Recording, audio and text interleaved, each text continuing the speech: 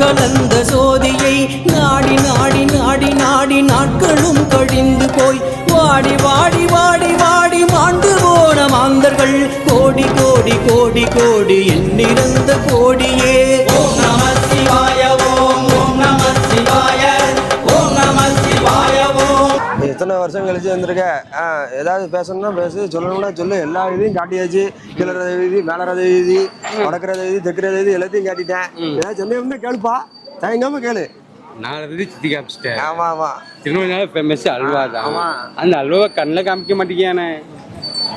இல்லை, திருநெல்வேலியில் அல்வா ஃபேமஸ். அருள்மிகு நெல்லையப்பர் காந்திமதி கோயில்டா. அந்த கோயில் தான்டா ஃபேமஸ். கோயில் வந்து எத்தனை வருஷமா இருக்கு தெரியுமா? 1500 வருஷமா இருக்கு இந்த கோயில். அது மட்டும் இல்ல, இன்னைக்கு நடக்கக்கூடிய தேரோட்டம் பத்தியா, தேரோட்டம் 500 வருஷமா தங்கு தடை இல்லாம நடந்துகிட்டே இருக்குது. இனிமேலும் நடக்கும். அப்பேற்பட்ட சிறப்பு வாய்ந்த திருநெல்வேலிக்கு வந்துட்டு நெல்லையப்பர் காந்திமதி தரிசனம் பண்ணிட்டு அல்வா கேட்க சரி சாப்பிடு, நான் தப்பு சொல்லல. ஆனா நெல்லையப்பர் காந்திமதி விஷயத்தை கேட்டுட்டு ருசிகரமா சாப்பிடுவோம். கண்டிப்பா, அதான் மேட்ரு. புரியுதா? நெல்லையப்பர் கோயிலுக்கு வந்துட்டு தேரை பத்தி தெரிஞ்சுக்கோ. தேரு மொத்தம் 5 தேர் இருக்கு. அதுல பிள்ளையார் தேரு, முருகன் தேரு, நெல்லையப்பர் தேரு, காந்திமதி அம்பாள் தேரு, சண்டேஸ்வரர் தேரு அப்படின்னு 5 தேர் இருக்கு. சூப்பர். புரியுதா? அதுதான் நெல்லையப்பர் கோயில் தேர்ல என்ன விசேஷம் தெரியுமா? முத சுதந்திரம் ஆனதுக்கு அப்புறம் 1947 சுதந்திரம் ஆச்சு இல்ல? அப்போ சுதந்திரம் ஆன அந்த வருஷம் நெல்லையப்பர் கோயில் தேர்ல தான் தேசிய கொடி மேல பறக்க விட்டு நம்ம தேரோட்டத்தையே கொண்டாடணும். அப்பேற்பட்ட பெருமையான ஊர்ல வந்து அல்வாங்க கூடாது. திருப்பி இந்த விஷயத்த சொல்றேன், அதையும் சேர்த்து கேட்டுக்கோ. என்னன்னா, நெல்லையப்பர் கோவில் தேரு 85 அடி உயரம், 450 டன் எடை கொண்டது. இது போக தமிழ்நாட்டிலேயே 3வது பெரிய தேரு எந்த தேரு? நெல்லையப்பர் கோவில் தேர் தான். தமிழ்நாட்டிலேயே தமிழ்நாட்டிலேயே 3வது பெரிய தேரு நம்ம நெல்லையப்பர் கோவில் தேர் தான். அப்பேற்பட்ட நெல்லையப்பர் கோவில் தேரை ஒரு வாரம் அந்த காலத்துல எழுப்பாங்க. ஒரு வாரம் ஆகும். மிஷினியால மக்கள் எல்லாரும் ஒன்று கூடி ஒரு வாரம் தேர்தலுக்கு சம்பவம் இங்கதான் நடந்திருக்கு. நம்ம பாட்டி தாத்தா காலத்துல எல்லாம் அப்படிதான் நடந்திருந்திருக்கு. இப்போ அப்ப வந்து சக்கரத்துல வந்து மர சக்கரத்துல வச்சு ஓட்டி இருந்தாங்க. இப்போ சக்கரத்துல வந்து தகடு அடிச்சு ஒரே நாள்ல நிலைக்கு கொண்டு வந்திருக்கோம். அப்பேற்பட்ட பழமையானது, பழமையானதும் புதுமையானதுமா நம்ம நெல்லையப்பர் கோவில் தேர் இருக்கு. பெரிய விஷயம் இல்ல. அதுதான். இப்போ அது தெரியாதனால நீ அல்வா கேட்ட. தெரிஞ்சிருந்தா நீ கேட்கப்பியா? அம்பாளுக்கு தெரிஞ்சிருந்தா என்ன இருப்ப? அம்பாளுடைய அருள் கேட்டிருப்ப. இதுதான் விஷயம். இனிமே நீ கேட்பியா?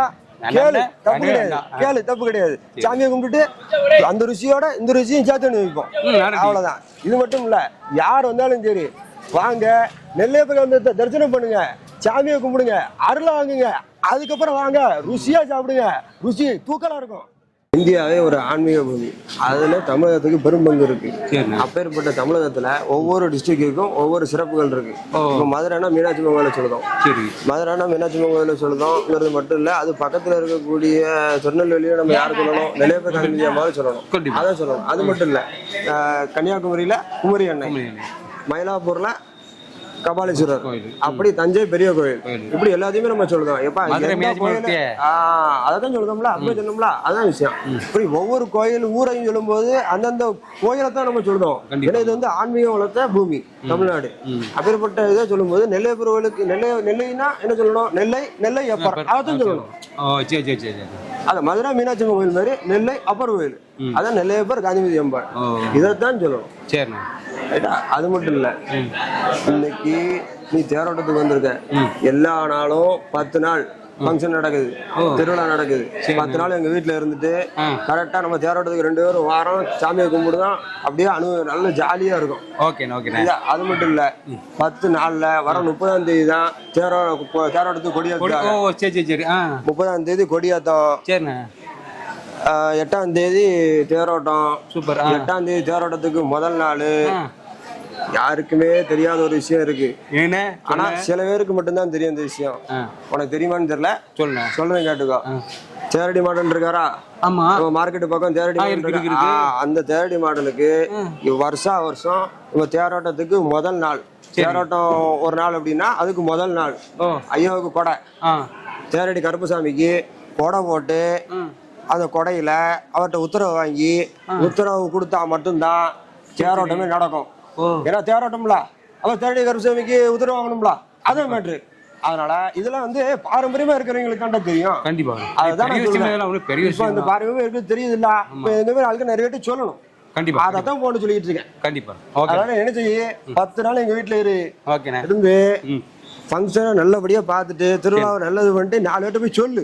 இந்த மாதிரி போனேன், அண்ணன் வீட்டுக்கு போனேன், திருநெல்வேலிக்கு போனேன், அண்ணன் வீட்டுக்கு போனேன், அல்வா மட்டும் இங்க விஷயம் கிடையாது, நெல்லை பிறகு அம்பாளுடைய அனுகிரகம் அங்க இருக்கு அப்படிங்கிறத நீ சொல்லிட்டு இந்த ஆன்மீகத்தை எல்லாருக்கும் பரப்பணும். கண்டிப்பாண்ணே. சரியா? வர்றவங்க எல்லாம் இந்த வீடியோவுக்கு அப்புறம் அவன்கிட்ட சொன்னதுக்கு அப்புறம் நீ எல்லாட்டும் போய் சொன்னதுக்கு அப்புறம் என்ன செய்யணும், வந்து நெல்லைக்கு வந்தா நெல்லையப்பரை தரிசனம் பண்ணணும். அதுக்கப்புறம் அல்வா வாங்கி சாப்பிடணும். இந்த 2 தான் மெயின். அப்படின்னா அல்வா இன்னும் நல்ல ருசியா இருக்கும். கண்டிப்பா கண்டிப்பா அந்த ஆன்மீகத்தோட அழகா இருக்கும். அதான் விஷயம். சரிண்ணே. சரியா? யாரு அல்வா கட்டாலும் நெல்லையப்பரோட பிரசாதம் திருநீரை கொடுத்து தான் அல்வா கொடுக்கணும். அதை சொல்லு. அதான் சாமி கும்பிடுவோம், அல்வா சாப்பிடுவோம். குட் பாய். ஓகே அப்பா நீ கேட்ட அல்வா இந்தாப்பா. தேங்க்யூண்ணே. திருநெல்வேலி வந்தாச்சுன்னா நெல்லையப்பரை தரிசனம் பண்ணிட்டு நெல்லையப்பரோடைய அருளை வாங்கிட்டு அப்படியே அண்ணன் கையில அப்படியே அல்வாவை வாங்கிடணும். இது சுத்தமான அல்வா. எப்படி தெரியுமா? திருநெல்வேலியில தாமிரபரணி தண்ணியும் சுத்தமான நெய்யும் சேர்ந்தா தான் இந்த மாதிரி சுத்தமான அல்வா கிடைக்கும். அதனால நெல்லைக்கு வர யாரா இருந்தாலும் சரி திருநெல்வேலிக்கு வாங்க, நெல்லையப்பரை தரிசனம் பண்ணுங்க, அல்வாவை சாப்பிடுங்க. சூப்பரான அல்வா. உண்மையால வந்ததுக்கு நிலைப்புற தரிசனமும் இந்த சுவையான அல்வாயும் கிடைச்சி ரொம்ப ஹாப்பிண்ணா. சூப்பர். இது எல்லாத்துமே சொல்லு. கண்டிப்பா சொல்றேண்ணா. எடுத்துக்கோண்ணா.